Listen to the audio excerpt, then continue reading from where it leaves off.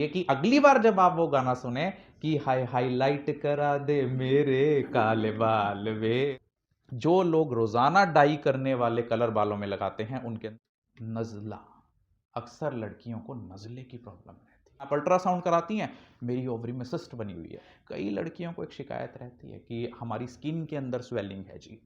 Thyroid तो नहीं है, थायराइड भी नॉर्मल है।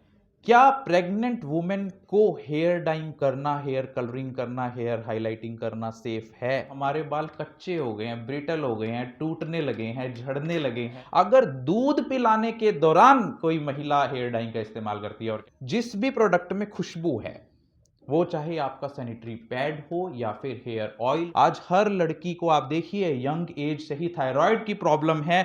क्या आपने कभी अपने हेयर ऑयल को पलटकर देखा? 100 मिलीलीटर के आलमंड ऑयल में 99 मिलीलीटर मिनरल ऑयल के अंदर एक बूंद आलमंड ऑयल की डालकर वो डालते भी हैं कि नहीं? आपके अंदर हार्मोनल इंबैलेंस होता है। आप देखिए आज यंग लड़कियों को जिस भी प्रोडक्ट पर MEA DEA TEA लिखा मिले तो समझ लीजिए face lotion, faces, smiling faces रखो। नहीं, स्माइल वाला काम तो छोड़ा ही नहीं, डरा दिया। अखरोट के छिलके को पीस कर अगर आप बालों में यूज करें, मेरे लिए अच्छी जानकारी थी कि मैं फ्यूचर में ना करूं ऐसा। अक्सर हम लोग पार्टी में या किसी भी विवाह फंक्शन में जाने के लिए तैयार होते हैं, चाहे वो सुंदर सुंदर कपड़े पहनने हो, चाहे चेहरे के ऊपर लोशन लगाना हो खुद को गोरा करने के लिए, या फिर अपने बालों को संवारना हो, उसे हम नाम देते हैं हेयर ट्रीटमेंट। हेयर ट्रीटमेंट कई तरीके का हो सकता है। कलरिंग, जिसमें हम बालों को रंगते हैं।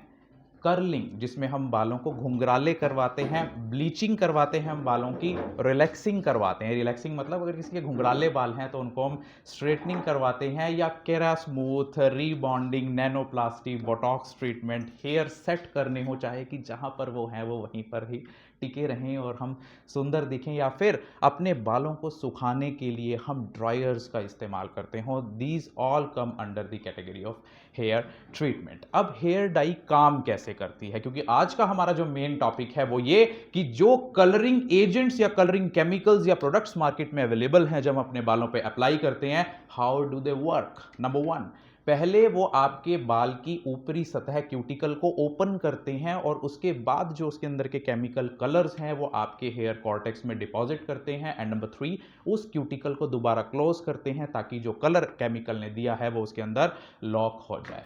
हेयर डाइंग कई तरह की हो सकती है। परमानेंट हेयर डाइंग, जो ऑक्सीडेटिव तरीके से आपके बालों के स्ट्रक्चर को या केमिकल कंपाउंड को चेंज करके कई हफ्तों तक, कई महीनों तक या पूरे साल तक चल सकती है। जैसे आप कहते हैं ना कि ये कई वॉशेस में भी नहीं निकलेगी, 6 महीने तक आपका कलर चल जाएगा जब तक आपके नए बाल ना आए। Number 2, semi permanent hair colouring, वो एजेंट्स जो आपकी बालों की सतह से आयनिक फोर्सेस या वंडरवॉल फोर्सेस से जुड़े हुए होते हैं, वो कुछ वॉशेस में आपके बालों से निकल जाता है। Number 3, demi permanent hair dyeing, जो परमानेंट और सेमी के बीच की कैटेगरी है। देन टेम्परेरी हेयर डाइंग, कुछ लोग कहते हैं, कुछ कंपनीज की, आप एक बार बालों को कलर करके निकल चलें, फिर एक वॉश में ये आपको साफ कर देंगे तो आपके बालों का नेचुरल कलर दोबारा से आ जाएगा। और नंबर 5 होता है हेयर डाई, जो अक्सर वो लोग इस्तेमाल करते हैं जिनके ग्रे कलर्स या व्हाइट कलर्स के हेयर होने शुरू हो जाते हैं और वो ग्रेजुअल अपने बालों को कलर करते करते और उसके बाद डाई का इस्तेमाल करते हैं कि धीरे धीरे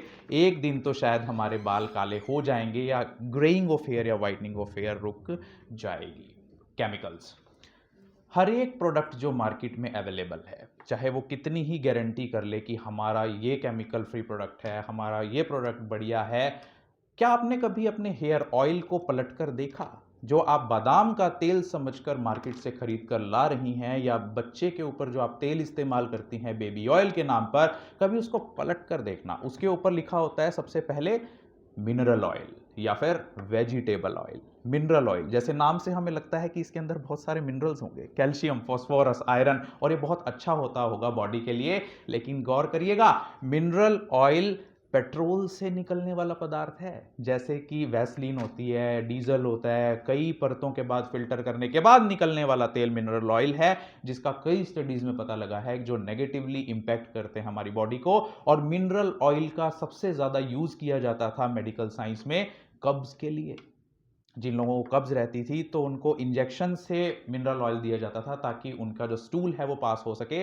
लेकिन कंपनीज ने देखा कि इस मिनरल ऑयल को तो हम तेल में भी इस्तेमाल कर सकते हैं, कुछ बूंदें 100 मिलीलीटर के आलमंड ऑयल में 99 मिलीलीटर मिनरल ऑयल के अंदर एक बूंद आलमंड ऑयल की डालकर, वो डालते भी हैं कि नहीं, और आपको बेच दिया जाता है कि हम आपको बादाम का तेल आपके बालों में लगाने के लिए दे रहे हैं। लेकिन मुद्दा है हेयर डाइंग का। सबसे पहले एमोनिया। एमोनिया अगर आपके हेयर डाई कलर में है, हाइलाइटिंग कलर कंपाउंड में है, तो वो काम करता है आपके हेयर क्यूटिकल को खोलने का। जैसे मैंने आपको बताया था कि प्रोसेस में हेयर क्यूटिकल को खोलना है। और ये केमिकल क्या क्या नेगेटिव इंपैक्ट्स आपकी बॉडी पर कर सकते हैं। स्कैल्प बर्न्स, आपके जो सिर की त्वचा है उसको जला सकते हैं। रेस्पिरेटरी इरिटेशन, आपके नाक से लेकर और आपके फेफड़ों के सबसे छोटे हिस्से तक को इरिटेट कर सकते हैं। आईज, आंखों के लिए बहुत खतरनाक है। अस्थमा, दमा तक ये कर सकते हैं। और फ्लूइड बिल्डअप इन लंग्स, जिससे आपको निमोनिया तक हो सकता है। यानी आपका कलरिंग एजेंट आपके लिए इतना खतरनाक हो सकता है। सेकंड, पैराफिनाइल इन डाइअमीन, पीपीडी, जो हेयर जो डाइंग है उसकी डार्कनेस को डिफाइन करता है कि कितना गूढ़ा रंग आपके बालों में आएगा। और ये आपके सिर पर माइल्ड इचिंग यानी खारिश से लेकर और फोड़े फुंसी तक कर सकता है। और ये केमिकल कई कंट्रीज में तो लोगों द्वारा आत्महत्या करने के लिए यूज किया जाता है। जिसको आत्महत्या करनी हो वो पीपीडी पी लो और वो मर जाते हैं। तो वो केमिकल डाई वाले आपके कंपाउंड में डालते हैं, केमिकल में डालते हैं। नंबर 3, रिसोर्सिनोल, जो काम करता है आपके इन केमिकल्स के साथ मिलके आपके बालों का शेड फाइनल करने के लिए। अक्सर आपने जो डाइंग वाले या ये जो पार्लर वाले हैं कहते सुने होंगे कि अभी डाई कर रही है ना मैडम, अभी नहीं पता लगेगा, लास्ट में जब शेड फाइनल होएगा फिर आपको पता लगेगा आपके बालों के अंदर क्या शेड आया हाइलाइटिंग का। तो रिसोर्सिनोल वो केमिकल है जो आपके हेयर डाइंग के कलर को शेड फाइनल करता है। और इसका क्या खतरनाक इफेक्ट हो सकता है, ध्यान से सुनिएगा आप। थायराइड की कई बीमारियां जिसमें गॉइटर, हाइपोथायराइडिज्म, आज हर लड़की को आप देखिए यंग एज से ही थायराइड की प्रॉब्लम है। स्किन इरिटेशन, हर लड़की को किसी ना किसी तरह की स्किन की प्रॉब्लम है। Nervous system damage, RBC, red blood cells के स्ट्रक्चर को चेंज कर सकता है। और इतना ही नहीं, अगर आप इस केमिकल को लगाने के बाद अपने बालों को धोते हैं और वो पानी सीवरेज सिस्टम में जाता है तो एक्वेटिव लाइफ, जो पूरी पॉन्ड है जो जहां पर पानी जमा है, उस केमिकल की वजह से वो पूरी लाइफ डिस्ट्रॉय हो जाती है। नंबर 4, डीएम हाइडेंटॉइन, जिसे फॉर्मेल्डिहाइड के नाम से भी जाना जाता है। और वो काम आता है आपके प्रोडक्ट की शेल्फ लाइफ को इंक्रीज करने के लिए। आपने प्रोडक्ट को कभी देखना गौर से, मैन्युफैक्चरिंग डेट 1 फरवरी 2025 और एक्सपायरी डेट 2 फरवरी 2026। तो 1 साल तक आपके प्रोडक्ट को जो केमिकल ठीक रखने के लिए उसमें डाला जाता है वो आपके लिए कितना घातक हो सकता है। कैंसर। नंबर 2, स्किन्स और लंग्स की इरिटेशन, इम्यूनोटॉक्सिसिटी। आज हम जरा सी ही सर्दी आते ही या गर्मी मौसम चेंज होते ही बीमार होने लगते हैं, कहते हैं यार आजकल क्लाइमेट चेंज हो रहा है। बट हम ये ध्यान नहीं देते कि हम क्या डाइट कर रहे हैं, क्या हम प्रोडक्ट्स यूज कर रहे हैं, and how those compounds are negatively impacting our health. Irritation या छाती से वीजिंग की साउंड आना या गला खराब कर देना। Number 5, phthalates. जिस भी प्रोडक्ट में खुशबू है, वो चाहे आपका सैनिटरी पैड हो या फिर हेयर ऑयल हो या फिर हेयर डाइंग कंपाउंड्स हो, उसमें आप देखिएगा इसके अंदर गुलाब की खुशबू आती है, इसके अंदर जैस्मीन की खुशबू आती है। Those all are unnatural. अगर आप अपने फ्रिज में गुलाब के फूल को रखते हैं तो क्या अगले दिन भी उसमें से गुलाब की महक आती है? सड़ जाता है वो। तो ऑल दीज फ्रेग्रेंसेस जो केमिकल कंपाउंड्स है वो थैलेट्स होते हैं। मेरा डिटेल लेक्चर हुआ था सैनिटरी पैड्स पे, जिसकी वजह से आपके अंदर हार्मोनल इंबैलेंस होता है। आप देखिए आज यंग लड़कियों को सबसे ज्यादा हार्मोनल इंबैलेंसेस हैं, उनके पीरियड्स इरेगुलर हैं, पेनफुल पीरियड्स हैं, उनको कंसीव करने में प्रॉब्लम आ रही है, उनका मूड चिड़चिड़ा है, हार्मोनल इंबैलेंस हो रहे हैं उनके अंदर, फर्टिलिटी प्रॉब्लम्स उनके अंदर आ रही है, मिसकैरियज उनके अंदर हो रहा है, या प्रेग्नेंट अगर कोई विमेन इस केमिकल को लगा ले तो उसके बच्चे के अंदर डेवलपमेंटल प्रॉब्लम्स आ सकती हैं, उसका बच्चा अपंग पैदा हो सकता है। नंबर 6, जो कंपनियां आपको प्रोडक्ट बेचती हैं कि हमारा जो ये डाई प्रोडक्ट है ये अमोनिया फ्री है। आप देखिए कई एड्स आती हैं डाई वालों की, हमारे प्रोडक्ट में अमोनिया नहीं है, तो वो कंपनी इन कंपाउंड्स का इस्तेमाल करती है इथेनोलामीन्स, जिसकी full form short form MEA DEA या TEA है। जिस भी प्रोडक्ट पर MEA DEA TEA लिखा मिले तो समझ लीजिए कि ये कंपाउंड उसके अंदर है और ये काम करता है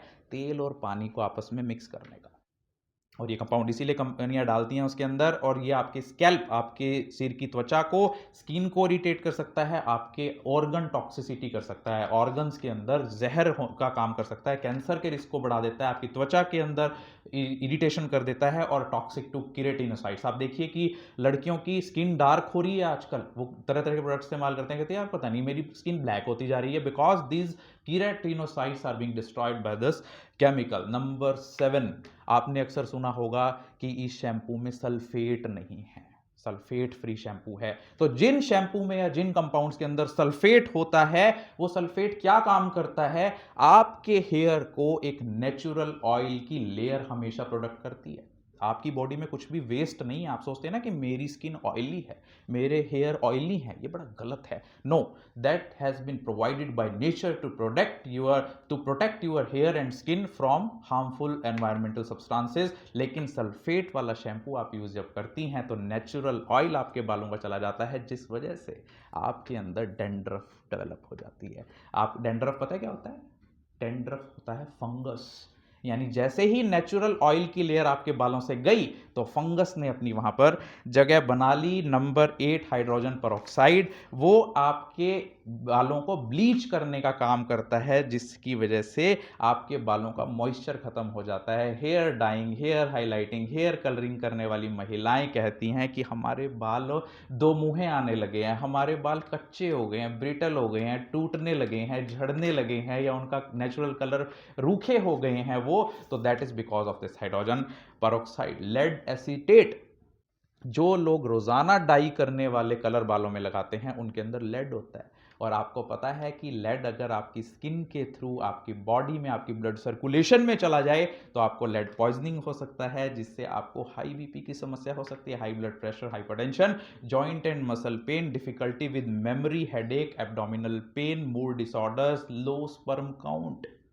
आप देखिए आजकल पुरुषों के अंदर लो स्पर्म काउंट होने लगा है, नील शुक्राणु, शुक्राणुओं की कमी, या शुक्राणु ठीक से नहीं बन रहे हैं, हमें पता नहीं होता है। आजकल यंगस्टर्स के बाल बहुत जल्दी व्हाइट आने लगते हैं, वो डाई इस्तेमाल करने लगते हैं, देन फर्टिलिटी प्रॉब्लम्स आती हैं, वो सोचते हैं कि लड़के में कमी है। No, the products you are using are also responsible for that anomaly in your body, premature birth in pregnant women. अगर कोई प्रेग्नेंट विमेन इन हेयर डाइज का इस्तेमाल कर रही है जिसके अंदर लेड है, तो उसके अंदर प्री मैच्योर डिलीवरी यानी समय से पहले गर्भ जो उसका है वो गिर जाएगा। पैराबेन्स नंबर 10 पे, जो प्रिजर्वेटिव के तौर पर काम करता है, जो आपके प्रोडक्ट के अंदर बैक्टीरिया और फंगस को उगने से बचाता है। और ये पैराबेन्स जो होते हैं, ये महिलाओं के अंदर एक हार्मोन होता है एस्ट्रोजन, सुना है आपने नाम?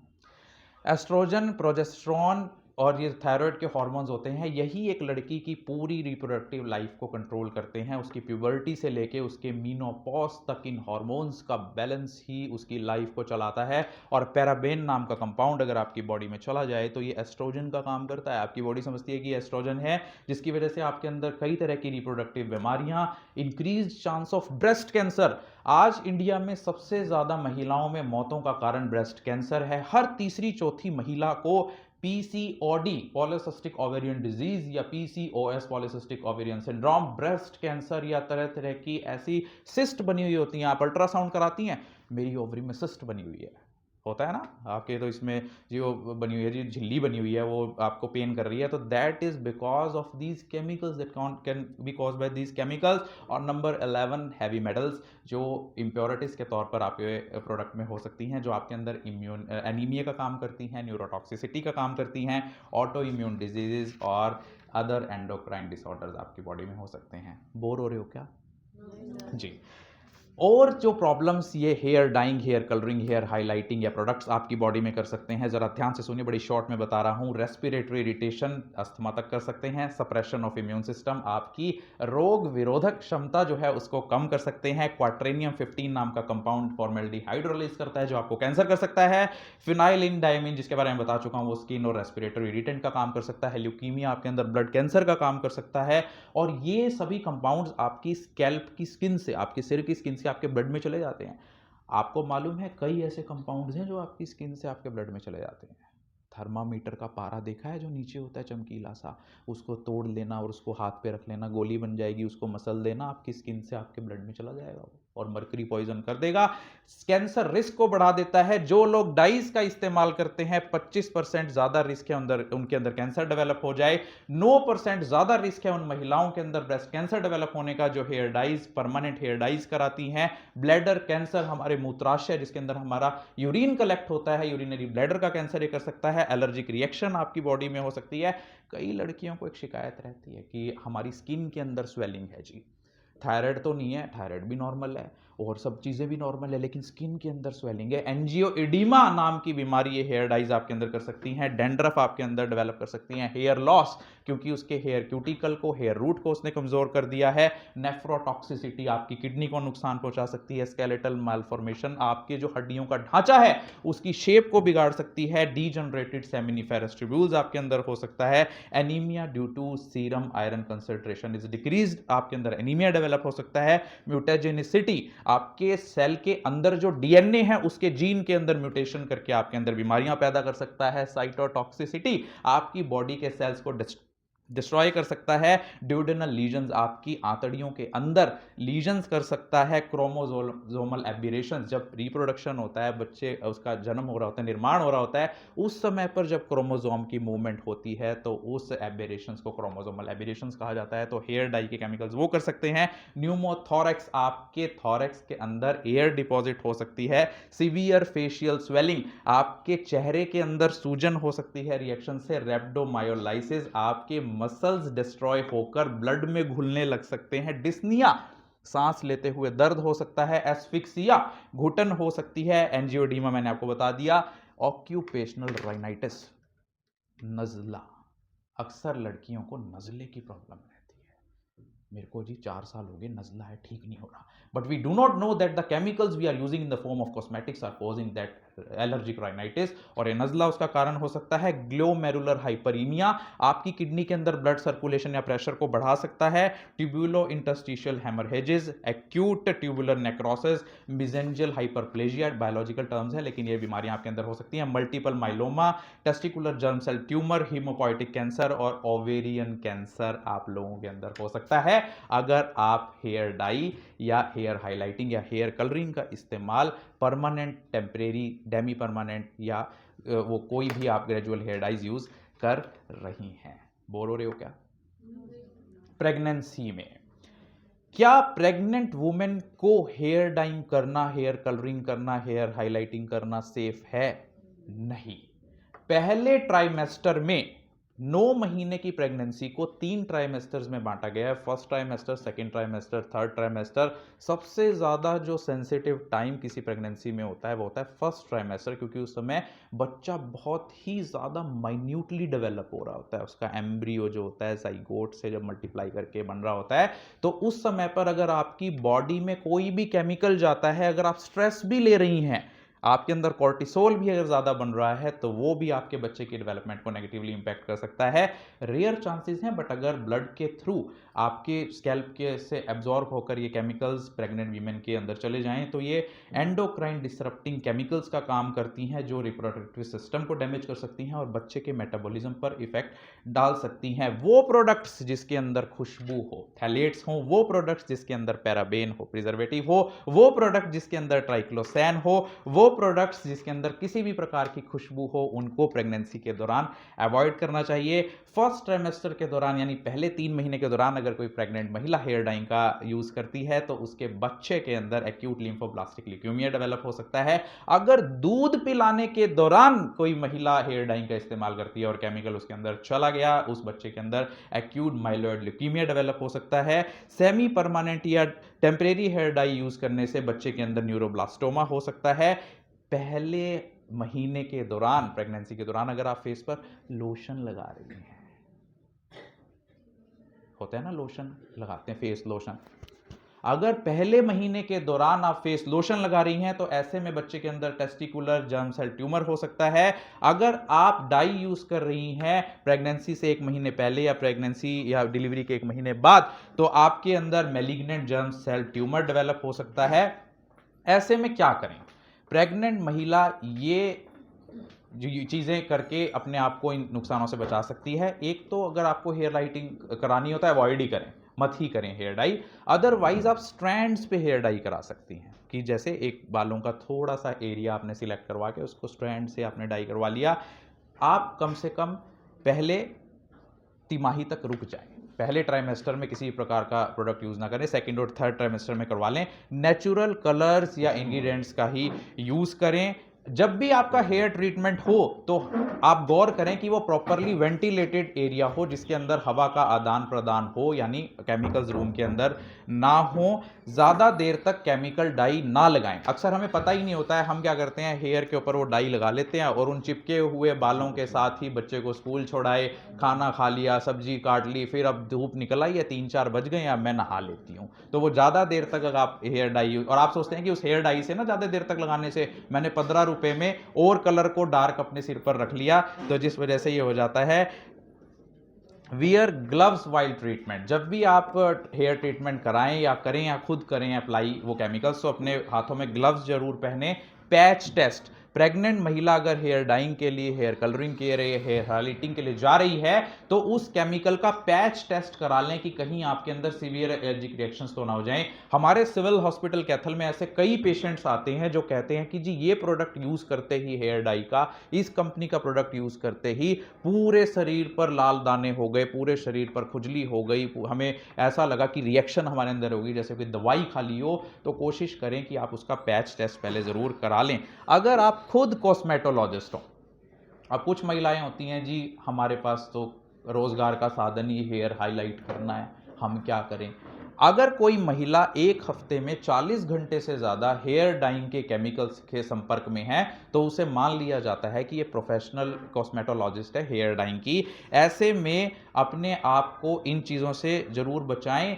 सिलेक्ट जेंटल डाई, एक ऐसी डाई का इस्तेमाल करें जो शरीर के लिए जेंटल हो। यूज टेम्परेरी डाई, जितना हो सके परमानेंट डाई से बचकर रहें। और जिन लोगों को, ध्यान से सुनना, जिन लोगों को सोराइसिस हो, सोराइसिस पता है आपको, स्किन की बीमारी होती है जिसके अंदर स्किन झड़ने लगती है टूट टूट के, जिन लोगों को सोराइसिस हो, स्किन का एक्जिमा हो, स्किन के इश्यूज हो, या फिर जब भी आप डाई इस्तेमाल करें, हमारी अक्सर आदत रहती है कि जैसे ही डाई इस्तेमाल करी सिर पे गीला गीला वो हमने ऐसे खुजाना शुरू कर दिया, खुरच लिया सिर को। When you scratch your head, when you brush your head, then there are greater chances कि जो डाई का केमिकल है आपकी उस स्क्रैचिंग से आपके ब्लड के अंदर चला जाए। तो ध्यान रखिए कि अपने बालों को कभी, स्कैल्प को कभी स्क्रैच ना करें, ऐसे ऐसे ना करें जब आपने डाई लगाई हुई है।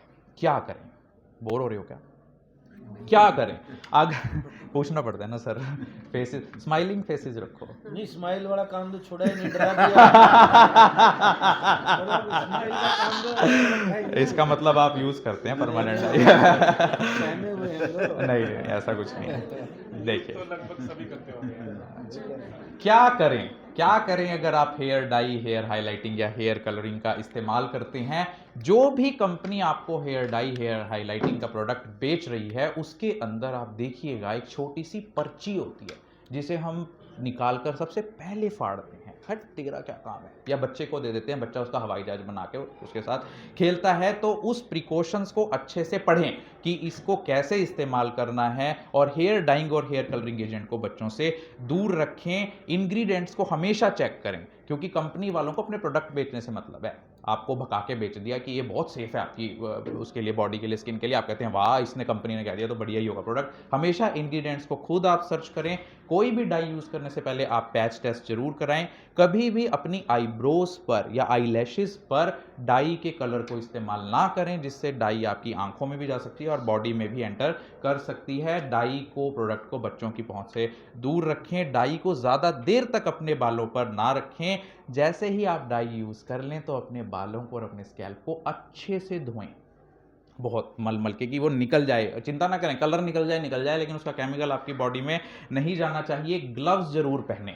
मैं यहाँ एक पार्लर वाले के यहाँ गया था, कोई मेरे रिलेटिव वहाँ बैठे हुए थे, डाई करा रहे थे बालों को, हेयर हाईलाइटिंग करा रहे थे। मैं देख रहा जो डाई करने वाला है, हेयर हाईलाइटिंग करने वाला, पूरे हाथ काले हो रहे। 10 रुपये बचाने के लिए ग्लव्स के उसने अपनी पूरी लाइफ दांव पे लगा रखी और उसके हाथों के ऊपर ऐसे सफ़ेद सफ़ेद सा हो रहा। हमेशा देखिए कि आप जब डाई करा रहे हो या कर रहे हो तो ग्लव्स का इस्तेमाल जरूर करें। Do not shampoo before dyeing. कभी भी डाई कराने से पहले या डाई लगाने से पहले शैम्पू का इस्तेमाल ना करें, क्योंकि उससे आपके बालों का नेचुरल कलर या नेचुरल प्रोटेक्शन लेयर वो शैम्पू धो देता है, जिससे डाई का केमिकल जल्दी आपके जो स्किन में एब्जॉर्ब होगा। कभी भी दो प्रोडक्ट्स को आपस में मिक्स ना करें। हम बहुत होशियार होते हैं, एक 15 रुपए वाली काली डाई ले आए, एक 10 रुपए वाली और एक ज़्यादा गूढ़ी काली डाई ले आए, चलो अब इनको मिला के लगा लेता हूँ, मैं कितना समझदार हूँ, 25 रुपए में मैंने कंपनी को बेवकूफ़ बना दिया। लेकिन वो दोनों केमिकल्स आपस में रिएक्शन करके अगर आपकी बॉडी में एब्जॉर्ब हो गए तो that will cause severe reactions. कभी भी अपने जो जब बालों को डाई करें तो कोशिश करें कि वो स्किन जहां पर डाई लग सकती है बालों को डाई करते हुए अननेसेसरीली, वहां पर पेट्रोलियम जेली या वैसलीन या लोशन लगा लें, ताकि अगर वो केमिकल यहां पर टच भी हो तो वो आपका सरफेस एरिया कम हो जाए डाई का। और अगर आपने हेयर ट्रांसप्लांट कराए हैं, क्योंकि आजकल पहले तो लोगों के पास बाल ही नहीं है, फिर वो बाल ट्रांसप्लांट कराते हैं, फिर उसके बाद वो भी काले चाहिए, वो भी घने चाहिए, तो अगर आपने हेयर ट्रांसप्लांट कराए हैं तो एट लीस्ट आप 8 हफ्तों तक रुक जाएं हेयर डाई कराने से। क्योंकि आप ये सोचते हैं, चाहे वो दांत निकलवाने का प्रोसीजर हो या बाल ट्रांसप्लांट कराने का, आप ये सोचते हो कि अब डॉक्टर के पास जाने की क्या जरूरत है, इससे तो मतलब निकल गया मेरा, क्यों 200 रुपये और दूंगी मैं जाके। तो हमेशा आप सलाह लेते रहें कि that I am going to do this on my body, क्योंकि अल्टीमेटली आपके ऊपर ही प्रभाव पड़ रहा है। अब ये तो बात हो गई कि केमिकल कैसे कंपनी बेचकर आपको बालों को रंगने का अवसर प्रदान करती है। अब वो चीज़ें जिनसे आप नेचुरली अपने बालों को कलर कर सकती हैं, अगर आप अपने बालों पर डार्क कॉफ़ी लगाएं, उससे आप अपने ग्रे बालों को कलर कर सकती हैं। ब्लैक टी से आप अपने बालों को कलर कर सकती हैं। अगर आपको रेड हेयर चाहिए, मुझे लाल रंग के बाल पसंद हैं, तो आप कैलेंडुला, मैरीगोल्ड, रॉसिप्स एंड हिबिस्कस रोजा सेनेंसिस का फ्लावर यूज़ कर सकती हैं, पेटल्स। ब्रूनेट हेयर चाहिए मुझे, ब्रूनेट हेयर के लिए आप रोजमेरी, नेटल और सेज के फ्लावर इस्तेमाल कर सकती हैं। ब्लॉन्ड हेयर चाहिए मुझे, ब्लॉन्ड है BLONDE, उसके लिए आप चैमोमाइल टी, सनफ्लावर के पेटल्स या केसर का इस्तेमाल कर सकती हैं।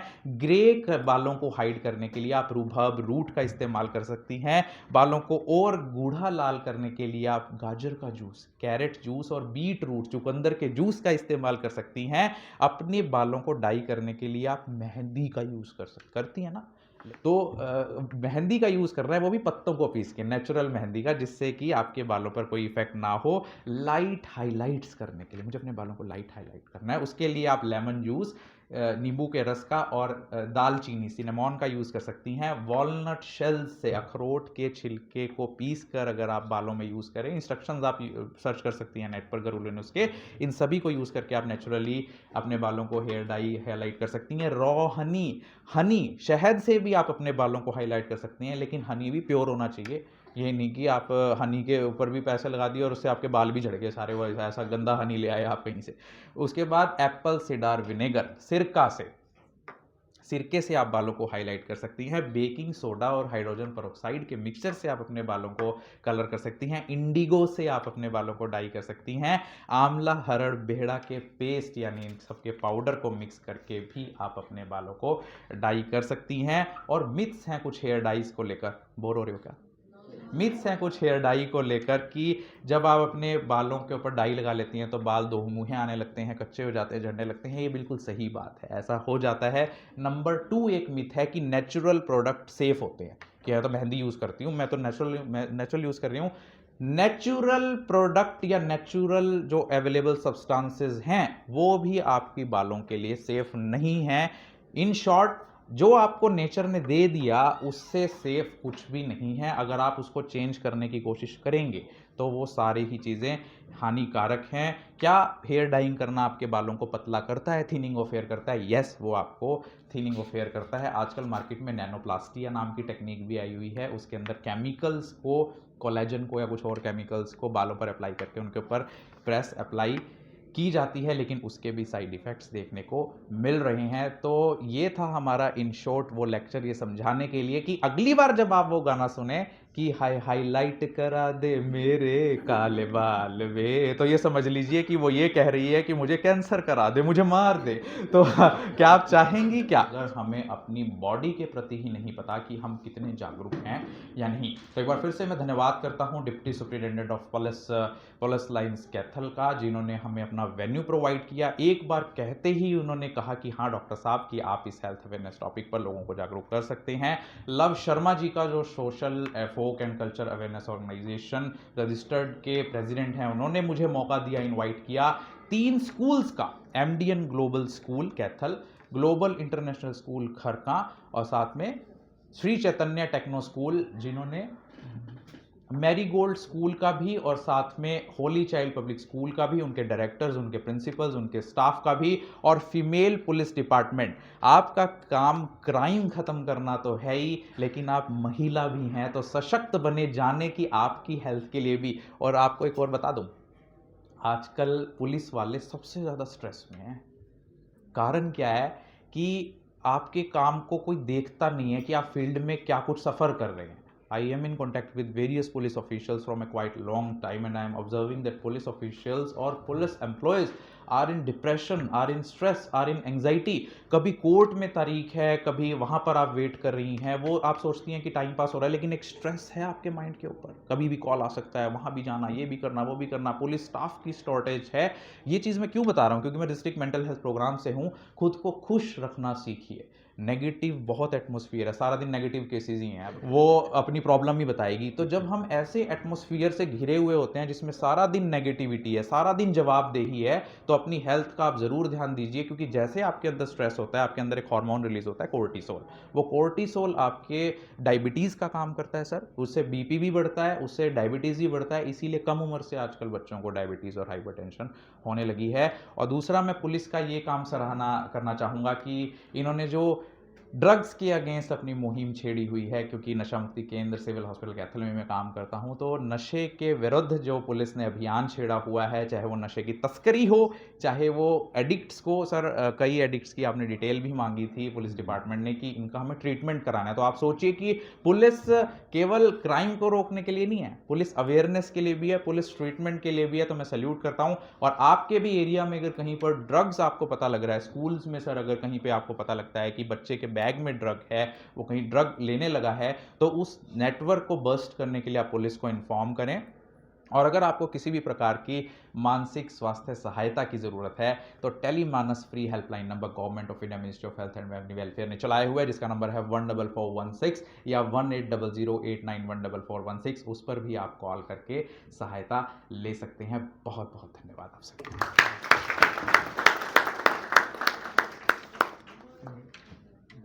गुड डाई लगाता हूँ और एक बार तो सारे ऐसे हो गए कि हम सब बीमारी के मरीज हैं, डाई लगा लगा के, किसी को कैंसर, किसी को अस्थमा, किसी को सांस की बीमारी। लेकिन बहुत सारी चीज़ें ऐसी हैं जो डॉक्टर साहब ने हमें बताई, हमें किसी को नहीं मालूम था। इतनी अच्छी इंफॉर्मेशन सब के लिए, अगर हम थोड़ा थोड़ा अवेयर रहें तो हम स्वस्थ भी रह सकते हैं और कलर भी कर सकते हैं। वो चाहे नेचुरल कलर से कर सकते हैं, लेकिन अगर आप सस्ते प्रोडक्ट खरीदते हैं तो वो ज़्यादा नुकसान करते हैं। अगर आप कोई ब्रांडेड चीज़ खरीदते हैं तो उसमें बाकायदा इंस्ट्रक्शन दी हुई होती हैं कि इतना है इस लेवल का यूज़ करना है। तो मैं एक बार दोबारा से डॉक्टर विनय का आभारी हूँ। उन्होंने बहुत शानदार इंफॉर्मेशन हमारे पुलिस परिवार के लिए, हमारे स्कूलों के लिए दी है, और विशेष तौर से महिलाओं के लिए। मैं दोबारा से तमाम पुलिस परिवार की तरफ से, हमारे एसपी श्री राजेश कालिया जी की तरफ से उनका आभारी हूँ और इस संस्था का आभार व्यक्त करता हूँ कि उन्होंने हमारे कॉम्प्लेक्स को यहाँ के लिए चुना। और एक और बात मैं बता दूँ, अब पुलिस सिर्फ क्राइम नहीं रोकती, फूल भी बांटती है। कैथल पुलिस ने यहाँ पे लगभग 2.5 लाख फूल बांटे हैं, शहर में नहीं, मधुबन, पानीपत, करनाल, जेल, जितनी भी संस्थाएं हमारे से जुड़ी और जिन्हें हमसे प्योद ली, फ्री ऑफ कॉस्ट हमने 34 तरह की प्योद बांटी है। और आपने हमारा प्रांगण भी देखा होगा उस लाइन का, उसमें भी वही फूल लगे हुए जो हमने यहाँ पे उगाए थे। मैं एक बार फिर तमाम पुलिस परिवार की तरफ से आपका आभारी हूँ। जय हिंद, जय भारत। ऑल प्रिंसिपल्स और विनय गुप्ता जी, लव जी, एसएचओ मैडम और सभी महिला शक्ति, आप लोग यहाँ पे आए आज। और एक्चुअली सेम सिचुएशन मेरे साथ थी सर। मैं भी यही सोच रही थी कि क्या बताएंगे नारी उत्थान। I understand what is the meaning of नारी उत्थान and what kind of problems we can discuss. But hair dye and hair treatments, this is I think first time सुन रहे हैं, और मुझे भी यही था और सभी को यही था एक्चुअली। और आपने सर जो भी बताया वो बहुत ही यूज़फुल इन्फॉर्मेशन थी। जब आप इतना सब कुछ बता रहे हैं तो मेरे मन में एक ही आ रहा था कि अरे भैया एक मेहंदी तो लगा ही सकते हैं। So can I use mehndi? Otherwise sir मैं यूज़ नहीं करती हूँ। पूछ रहे हैं आपसे। नो दैट टाइम में, बट इन्होंने आंसर दे दिया था। एक्चुअली क्या है कि मैं कुछ यूज़ नहीं करती हूँ, आई एम नेचुरल। मैं कोई प्रोडक्ट यूज़ नहीं करती, ना बालों में और ना ही कोई बॉडी प्रोडक्ट ऐसे। सो मुझे मेरे लिए अच्छी जानकारी थी कि मैं फ्यूचर में ना करूँ ऐसा। बट एक्चुअली ये सच्ची बात है, क्योंकि वाइट बाल का एक जो बहुत ज़्यादा इशू है, कम एज में ही आने शुरू हो गए हैं। मैं सर से ये जानना चाह रही थी उस टाइम भी कि चलो हम केमिकल यूज़ करते हैं, वो एक प्रॉब्लम है, उसकी वजह से ऐसा होता है, डैमेज होते हैं, बट जो नेचुरल हो रहे हैं बच्चों के, वो भी आंसर मुझे मिला है किसी हद तक कि जब महिलाएं उसको यूज़ कर रही हैं, दैट्स वाई ये सब कुछ हो रहा है। सो हमारे लिए बहुत ज़रूरी है कि हम अपने घर में जितनी महिलाएं, आज हमको जो मिला है, और हम अपनी भाभी है, बहन है, उनके साथ ज़रूर शेयर करें कि प्रेगनेंसी के टाइम पे ये सब चीज़ें अवॉइड करें। और सेकेंडली कि हमको यूज़ जो हमारे बालों की प्रॉब्लम्स है उसको हम आयुर्वेद के ज़रिए बहुत अच्छे से ट्रीट कर सकते हैं, बहुत अच्छे से कर सकते हैं। एंड सर इसमें आंवला मेरे ख्याल से बहुत अच्छा रोल अदा करता है। आप एक आंवला अगर डेली यूज़ में खाओगे तो उसके लिए आप धीरे धीरे करके आपको आपकी स्किन, आपके हेयर्स, वो सब में आपको इम्प्रूवमेंट नज़र आएंगे। बट ऐसा करे कौन सर? सबसे बड़ा सवाल ये है। जो मैंने भी शुरू किया था सो वो बड़ा कड़वा होता है, बट आप कड़वा समझ के खाएं, बट जब उसको थोड़ी देर बाद आप चबाओगे ना वो मीठा हो जाएगा। आप ट्राई कीजिए डेली एक आंवला खाने का, जिससे भी हो सकता है। डेली नहीं खा सकते हैं, पर जब भी आपको आंवला दिखे तो आप उठा लीजिए, पूरे दिन में खा लीजिए, जब भी आप जूस के रूप में ले लीजिए, उसका यूज़ ज़रूर कीजिए। और हमारे लिए सर क्या है कि हमको धूप में बहुत रहना पड़ता है, हमारा खाने का शेड्यूल नहीं है, ये ड्यूटी का इशू है। सो फीमेल्स का हमारा बॉडी लैंग्वेज भी थोड़ा अलग है, क्योंकि हमको बहुत सारी प्रॉब्लम्स हैं। सो इसके लिए ज़रूरी है कि हमको जब भी एक हेल्दी खाना खाने की कोशिश करें हम लोग।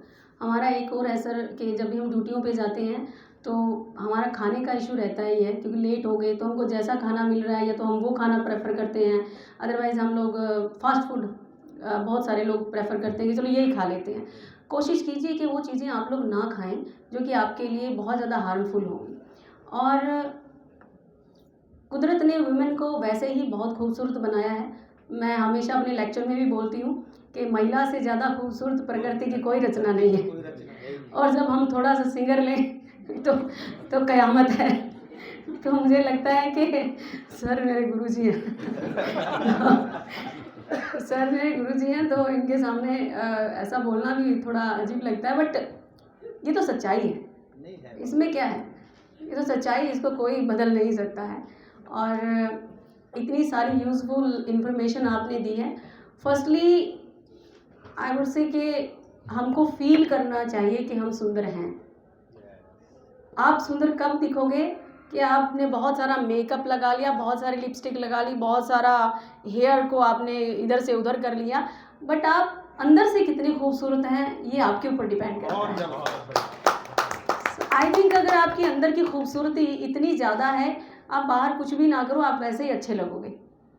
सर मैं एक इंसिडेंट लंबा ना हो जाए सो मैं अपने बचपन का, जब मैं बचपन में नहीं बट जॉब लग चुकी थी, कई बार क्या बहुत बारी हमको तो बस में ही सफ़र करना होता था। तो कई लोग होते हैं जो खूबसूरत दिखते हैं और बॉडी लैंग्वेज उनका ऐसा होता है कि भाई देखते ही अट्रैक्टिव लगते हैं कि भाई हाँ कितना सुंदर है, कितनी सुंदर है, बट सर उनकी एक्टिविटी ऐसी होती है कि जैसे कौनी मार देना या वटेवर इस टाइप का कुछ वो कर देना, देन उससे ना उनकी खूबसूरती अपने आप ख़राब हो जाती है। उसको देख के अगली बार देखने का मन ही नहीं करता, साला इतना सॉरी लेकिन कि भैया इतना ज़्यादा मतलब ये मतलब अंदर में आता है सर, स्वाभाविक है, किसी भी महिला को आएगा। जो पब्लिक ट्रांसपोर्ट में मैं अपनी मेरी मिसेज ने अप डाउन किया, वो आके इंसिडेंट बताते थे कि मतलब मेरा ट्रैवल करना बड़ा मुश्किल है, बड़ा गाली देने का दिल करता है मतलब अंदर तो देते ही हैं ऑफ कोर्स तो वो जो होता है ना, अदरवाइज सर दूसरा इंसान होता है कि जो देखने में नॉर्मल होता है, जिसका बॉडी लैंग्वेज भी इतना नहीं, पर उसका व्यवहार इतना प्यारा होता है, आप उससे दोबारा बात करने का मन करता है। आप उससे दोबारा बात करोगे तो इससे मुझे ऐसा लगता है कि आप बाहरी सुंदरता से ज़्यादा अगर आप इंटरनल ब्यूटी पे ज़्यादा ध्यान दें, आप बुराई पे ज़्यादा ध्यान ना दें। आपके बारे में कौन कितना बुरा बोल रहा है, आप अपने कर्म करते रहें। कर्म निर्धारित करता है कि आप कितने सुंदर हो। आपने जितने कर्म कर दिए, क्योंकि देखिए देखने वाला तो हर आदमी, जब मैं मालूम मैं काम कर रही हूँ, मेरे साथ बहुत सारे लोग काम कर रहे हैं, कुछ लोग मुझसे खुश होंगे, कुछ लोग मुझसे नाराज़ होंगे, पर मेरा कर्म क्या कह रहा है, मुझे मेरा कर्म तो करना पड़ेगा ना। तो मेरे कर्म से मतलब होना चाहिए, कौन मेरे बारे में कितना अच्छा बोल रहा है, कितना बुरा बोल रहा है। वो भगवान भोलेनाथ वाली बात है कि भगवान जी से एक बार पूछा कि भैया आप, भगवान जी आप कभी खुश नहीं होते हो कि आपको इतना प्रसाद चढ़ा दिया तब भी खुश नहीं हो, आपको बहुत कोई बैड न्यूज़ हो गई, मतलब वैसे भी खुश नहीं हो। तो भगवान भोलेनाथ का कहना था कि देखो, जो इन चीज़ों से परे है, मतलब मृत्यु से या खुशी से या सुख से परे है, वही सच्ची वो ईश्वर है। तो वही है ना कि आप लोग इन चीज़ों पे ध्यान ना दें कि कौन क्या बोल रहा है, कैसा बोल रहा है। आप सिर्फ अपने कर्म पे ध्यान दें, अपनी इंटरनल ब्यूटी पे ध्यान दें। और आयुर्वेद जो हमारा है, उसकी जो प्रोडक्ट्स, जो हमारे नेचुरल प्रोडक्ट्स हैं, प्रकृति ने जो हमको दी है, उसको यूज़ कीजिए। आई थिंक बालों को, जैसे सर ने एक बताया था ना अखरोट का, मैं बताती हूँ, कई बार यूज़ कर लेती हूँ मैं उसको। अखरोट को हम लोग खा के और छिलके फेंक देते हैं। आप छिलकों का क्या कीजिए, उन छिलकों को फेंकिए मत, आप उनको प्रिजर्व कर लीजिए। और आप उनका कुछ एक मुट्ठी छिलके आप उनको एक गिलास पानी में डालिए और 8-10 सीटी उसकी कुकर में मरवा दीजिए, और वो ब्लैक हो जाएगा पानी, जो पानी वाइट है वो ब्लैक हो जाएगा। वो पानी आप रिज़र्व कर लिए, अपना किसी बोतल में डाल लें, और उसको जब भी आपको 2-3 दिन में, 3 दिन, हफ्ते में 2 बार या 1 बार, जब भी आपको टाइम मिले, तो उस पानी को आप सर धोने से 1-2 घंटे पहले यूज़ कीजिए, तेल की तरह। तो अगर आप उसको ऐसे पूरे बालों पे लगाओगे, आपके बाल नेचुरल ब्लैक हो जाएंगे, पर उसके लिए आपको समय देना पड़ेगा। फिर आपको डाई लगाने की या कुछ प्रोडक्ट लगाने की ज़रूरत नहीं पड़ेगी। So thank you so much sir, आपने इतनी यूज़फुल इन्फॉर्मेशन दिया, और हमारी फीमेल्स के लिए, स्पेशली वुमेन के लिए ये बहुत ज़्यादा ही यूज़फुल रहेगा। और जितनी फैकल्टीज़ यहाँ पे आए हैं उन सब का भी बहुत बहुत धन्यवाद। Thank you so much. पहले पुलिस प्रांगण में हमारे जो वरिष्ठ अधिकारी हैं और मातृशक्ति है, उसको नमन करता हूं एमडीएन ग्लोबल की तरफ से। और जो ये आज कार्यक्रम हुआ है हेयर डाइंग के ऊपर, साइड इफ़ेक्ट्स, डॉक्टर विनय गुप्ता जी और लव शर्मा जी, इनके ऑर्गेनाइजेशन के द्वारा एक बहुत सराहनीय कदम है। और जब मुझे सर ने संपर्क किया तो मुझे लगा कि मतलब ये क्या कोई अवेयरनेस का ऐसा टॉपिक हो सकता है, लेकिन जब गहराई से इन्होंने सब चीज़ों को डिस्क्राइब किया तो ये मान के चलिए कि मैं स्तब्ध था कि ऐसी चीज़ें भी हैं जो हमारे स्वास्थ्य के ऊपर नकारात्मक प्रभाव डालती हैं। मैं एमडीएन ग्लोबल स्कूल से हूँ कैथल में, और डॉक्टर विनय जी हमारे पास बहुत बार एक्सटेंशन लेक्चर के लिए आते हैं, बहुत विषयों के ऊपर काम करते हैं। तो इन्होंने एक मेंटल हेल्थ के ऊपर बात की और बताया कि जनरली हमारा जो पुलिस विभाग है वो बहुत ज़्यादा स्ट्रेस में रहता है, और ये स्वाभाविक है। जो शारीरिक स्वास्थ्य से ज़्यादा आज के समय मेंटल हेल्थ की ज़रूरत है ये। और आपका जो चैलेंज है, और जो स्पेशली जो हमारी मातृशक्ति है, वो घर से सुबह 4 बजे, मुझे नहीं लगता कि 4 बजे के बाद किसी ने 4, साढ़े 4 के बाद कोई सोता होगा। मातृशक्ति जो है, हमारी माताएं हैं, हमारी बहनें हैं, और विशेष रूप से जो हमारी मैरिड वुमेन हैं। तो आपका जो चैलेंज है वो इतना ज़्यादा है, इतनी शक्ति आपको परमात्मा ने दी है। तो सबसे पहले तो मैं आपको हाथ जोड़ के नमन करता हूँ। और परमात्मा आपको इतनी शक्ति और दे, देश और दुनिया को जो चलाने का काम है। मैं एक छोटा सा उदाहरण देता हूँ। अभी हमारे इंस्टीट्यूशन के अंदर, और बहुत सारे इंस्टीट्यूशन में मैंने काम किया, तो 25 सालों से इस प्रोफेशन के अंदर हूँ मैं। एज ए टीचर काम किया, एज ए प्रिंसिपल काम कर रहा हूँ।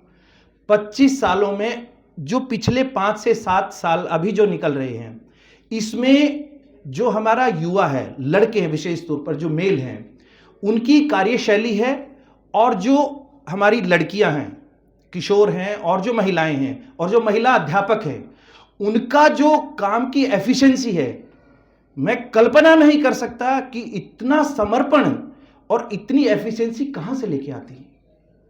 कमाल कर रखा है, हर क्षेत्र में आगे से आगे काम करते हैं। और कितना प्रेशर है उनके ऊपर, परिवार को भी संभालना है, घर में सास ससुर हैं, बहुत सारे डोमेस्टिक वायलेंस भी हो जाती हैं और बहुत सारे स्ट्रेस रहते हैं। उसके बावजूद बच्चों को संभालना, साथ साथ परिवार को संभालना, और हमारी जो सामाजिक दायित्व हैं और हमारे जो कार्यक्षेत्र के दायित्व हैं उनको कितनी गहराई के साथ आप काम करते हैं, तो I really salute you. Secondly, जो मेंटल हेल्थ की बात डॉक्टर साहब ने की, और पहले भी आपने एक लेक्चर हमारे इंस्टीट्यूशन में किया था, तो मैं हमारे इंस्टीट्यूशन के अंदर अपनी बता रहा हूं मैं कि मेंटल हेल्थ के ऊपर डेली हम काम करते हैं। सुबह प्रेयर के टाइम 10 मिनट के लिए हर बच्चे को मेडिटेशन करवाते हैं। ये बहुत जरूरी है और हम सब के लिए है। आप, क्योंकि सुबह से शाम तक मैं एक राजौंद के अंदर इंस्टीट्यूशन में वहां काम करता था एज ए प्रिंसिपल कॉलेज में, तो मेरे एसएचओ साहब थे, तो एक दो घटनाएं हुई तो मेरा आना जाना हुआ वहां पे। तो मैंने कहा सर आपके लोग जो हैं, पुलिस वालों से मुझे बड़ा डर लगता है। मैंने कहा यार आप लोग की भाषा शैली और इस तरीके का बड़ा रूड रहता है। तो बोले जी एक बताऊं मैं आपको कि आप जो है आपका संपर्क किन से होता है। मैंने कहा पढ़े लिखे लोग हैं, सब आते हैं हमारे पास, सब ऐसे हैं। और बोले हमारे साथ कौन होते हैं, चोर उचक्के बदमाश, घटनाएं ऐसी होती हैं। तो हमारे पास जो, अगर हम किसी चोर को या किसी ऐसे बदमाश को कहेंगे जी आप बताइए कहां क्राइम किया, हाथ जोड़ के जी जी करके करेंगे तो क्या आपको बता देगा। तो हम जिन लोगों के साथ रह रहे हैं, जिस वातावरण के अंदर हम रह रहे हैं, तो निश्चित तौर पर उसका प्रभाव पड़ता है। तो आप जिस परिवेश के अंदर रह रहे हैं, जिस घटनाओं के साथ आप अपना जीवन यापन कर रहे हैं, जैसी परिस्थितियों के साथ आप कर रहे हैं, तो वो अपने आप में बहुत चैलेंजिंग है। तो उस परिस्थिति में आपके लिए सबसे ज्यादा जरूरी है मेंटल हेल्थ के ऊपर काम करना, क्योंकि जब तक शरीर है, जब तक हमारा शरीर काम कर रहा है, तभी तक तो हम कर पाएंगे, काम तो इसी से लेना है। और शरीर का, घटनाओं का मन के ऊपर सीधा प्रभाव पड़ता है और मन का शरीर के ऊपर प्रभाव पड़ता है। आपको कोई छोटी सी घटना घर में ऐसी हो जाए, एकदम से हमारे शरीर के अंदर तरंगे आती, पसीना आ जाता है, लूज मोशन लग जाते हैं, क्यों, कहां से आ गया वो एकदम से। तो घटनाओं का शरीर के ऊपर, मन के ऊपर, ये एक दूसरे के साथ इंटरलिंक्ड है। तो मेरी आप सबसे एक रिक्वेस्ट ये है, मैं लगता हूं सबसे छोटा हो सकता हूं यहां से, या आपके एज में हो सकता हूं, लेकिन जो मैंने अनुभव किया है अपने करियर के अंदर, कि आप जो है मेडिटेशन को अपने जीवन का अभिन्न अंग बनाइए। और काम हमने शरीर से ही लेना है, और उस शरीर को सशक्त और मजबूत शारीरिक और मानसिक रूप से अगर आप अपने लिए 1 घंटा नहीं निकाल रहे, 24 घंटे में से 1 घंटा अपने आप को जरूर दें। उसमें फिजिकल फिटनेस भी है, मेंटल हेल्थ भी है। तो फिजिकल फिटनेस के लिए आप योगा के साथ जुड़ें। सुबह कम से कम 10 से 15 मिनट सूक्ष्म व्यायाम कर सकते हैं, 5-4 योगा कर सकते हैं, 2-3 प्राणायाम कर सकते हैं। उसके बाद 5 मिनट कम से कम सांसों के ऊपर ध्यान जरूर लगाएं। और रात को जब सोते हैं, नींद नहीं आती, कई बार ऐसा होता है, बेचैनी होती है, घर की समस्याएं भी हो सकती हैं, डिपार्टमेंट का भी प्रेशर हो सकता है, बहुत सारी समस्याएं। रात को सोते समय जब आप लेटे हैं बेड के ऊपर, तो कम से कम 5 मिनट आंखें बंद करके और श्वास प्रक्रिया के ऊपर ध्यान देंगे। सांस आ रहा है और सांस जा रहा है, उसके ऊपर अगर आप ध्यान देंगे तो 5 मिनट के बाद आप अपने आप को पाएंगे कि रिलैक्स होकर आपको नींद आ गई है, और सुबह बिल्कुल रिलैक्स होकर आप उठेंगे। तो फिजिकल और मेंटल फिटनेस के लिए आप ध्यान को अपने जीवन का अभिन्न अंग जरूर बनाएं। और अपने बच्चों को, दूसरी सबसे, मैं ज्यादा समय शायद 1-2 मिनट और लूंगा, सबसे ज्यादा जो समस्या है हमारे जो पुलिस डिपार्टमेंट के एम्प्लॉयज हैं, उनके बच्चों की है। आप कहेंगे कि जी आप कैसी बातें कर रही, ये वास्तविकता है। मैं इससे पहले गुरुकुल के अंदर काम करता था, वहां पर मेरे पास 605 बच्चे थे, और 605 में से 70% बच्चे पुलिस डिपार्टमेंट के थे, रेजिडेंशियल के अंदर। जब हम बात करते हैं तो बहुत सारी समस्याएं, बोले जी हमारे पास टाइम ही नहीं है, सुबह निकलते हैं, रात का समय है ही नहीं हमारे पास, किस समय किस ड्यूटी के ऊपर हमें जाना पड़ता है हमें पता नहीं है। तो बच्चों की जो सबसे बड़ी समस्या है पुलिस डिपार्टमेंट में है, तो मेरी आप सबसे हाथ जोड़ के निवेदन है कि हम सबकी जो पूंजी है हमारे बच्चे हैं। उस हम कर किसके लिए रहे हैं, क्योंकि समाज की ऐसी व्यवस्था है, वैवाहिक जीवन में है, तो हम सब काम किसके लिए कर रहे हैं, अपने बच्चों के लिए। As a educationist, as a teacher अगर मैं बात करूं तो मेरे पास बहुत सारे अभिभावक आते हैं जिनमें से पुलिस डिपार्टमेंट के ज़्यादा हैं कि बच्चा हमारा कहना नहीं मान रहा जी, कम उम्र के अंदर उनको मोबाइल, टीवी, सोशल मीडिया, साथ में बाइक। अब बच्चा 18 साल का नहीं है और फॉर्च्यूनर गाड़ी को उड़ा रहा है, सबके पास, आपके पास देने के लिए नॉर्मल फ़ोन भी नहीं है और बच्चा आईफोन की डिमांड कर रहा है। तो ये चैलेंजेस बच्चों की बहुत ज़्यादा हैं। तो मेरी आपसे ये रिक्वेस्ट है सभी से कि अपनी जॉब के साथ साथ हम अपने बच्चों के ऊपर भी विशेष ध्यान दें, और वो किस दिशा में जा रहा है, किस दशा में जा रहा है और कैसे वो, उसका सोशल सर्कल किस तरह का है, तो इन चीज़ों के ऊपर भी अगर हम ध्यान देंगे, और वो ध्यान कब दिया जाएगा, जब हम अपने आप को फिजिकली और मेंटली फिट पाएंगे। तो मैं डॉक्टर विनय गुप्ता जी को अपना हृदय के अंतरंग गहराइयों से धन्यवाद देता हूं कि आपने हमें यहाँ मौका दिया अपनी बात रखने का, और आपने जो महत्वपूर्ण विषय के ऊपर अपनी बात रखी उनके ऊपर भी हम पूरा ध्यान रखेंगे। तो आपका बहुत बहुत धन्यवाद, और पूरे police department, thank you very much. थाना SHO Kaithal, thank you sir, आपने इतनी इन्फॉर्मेशन दी हमें इसके बारे में, हेयर डाइंग के और केमिकल के यूज़ के बारे में। Thank you sir once again. Dr. Vinay Gupta ji, esteemed guests, teachers and dear students, a very warm welcome to everyone present here. First and foremost, I would like to express my sincere gratitude to Mr. Vinay Gupta ji for considering our school and me as part of this important awareness program. I am Kalimullah, Regional In Charge of Sri Chaitanya Techno Schools. I would like to share a few points about our school. Chaitanya Techno School is a very famous school. We are having nearly 950 branches in all over India. In 23 states we have been running our schools. Nearly 10,000 students has been studying in our schools. Chaitanya is a good vendor for IIT, JEE, NEET and mains, as well as the all competitive examination, as we are providing integrated course curriculum. It is a part of the social awareness also, what we are calling as a progressive learning program, and PLP program with activity programs we are providing over here. Everywhere we are getting a lot of ranks, all over India ranks also. So especially for the students activity learning program, we are making the students to be think logically and analytically, so that they can achieve their goal in future. Like that program we are providing in our schools. One more thing, today's session is at another step towards the spreading awareness, focusing on the side effects of dye hair. The people commonly use the change their hair color.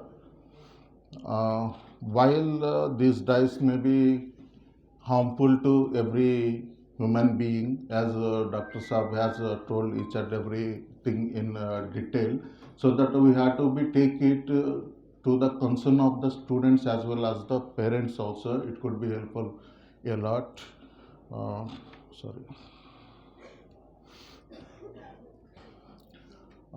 Actually, I would like to truly appreciate who has organized this program.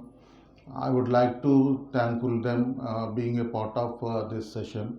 Thank you, and thank you very much.